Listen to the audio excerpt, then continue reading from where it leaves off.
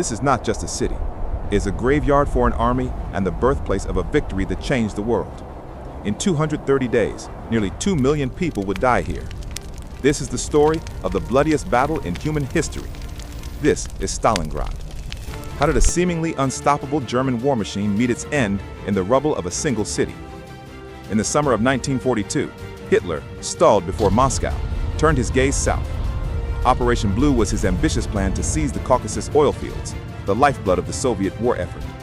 To protect his flank, one objective was crucial: a city on the Volga River bearing the name of his nemesis, Stalin. The German 6th Army, undefeated and relentless, spearheaded the attack.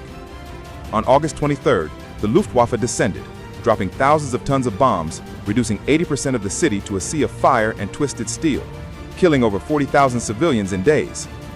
General Paulus expected the city to fall in 10 days. He was wrong. Inside the ruins, the nature of war changed. Blitzkrieg died, and a new horrifying form of combat was born: Rattenkrieg, the Rat War. This was a war fought not for miles, but for inches, for every floor, every room, every sewer tunnel. Soviet General Vasily Chukov issued a simple, brutal order: hug the enemy. His soldiers fought so close to the Germans that Nazi artillery and air support became useless. In this hellscape, individuals became legends. Snipers like Vasily Zaitsev hunted from the rubble.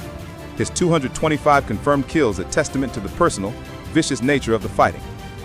While the 6th Army bled in the city's ruins, the Soviets were gathering a storm.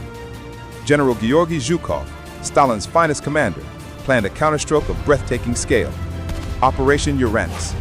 The Axis flanks were dangerously exposed, held by poorly equipped Romanian and Italian allies. On November 19th, over 1 million Soviet soldiers with 900 tanks smashed into these weak points from the north and south. The Axis flanks collapsed. In just 4 days, the Soviet pincers met at the town of Kalach, snapping the trap shut. The hunters had become the hunted. Over 250,000 Axis soldiers were now encircled. Trapped in the Kessel, or cauldron, the 6th Army faced its doom.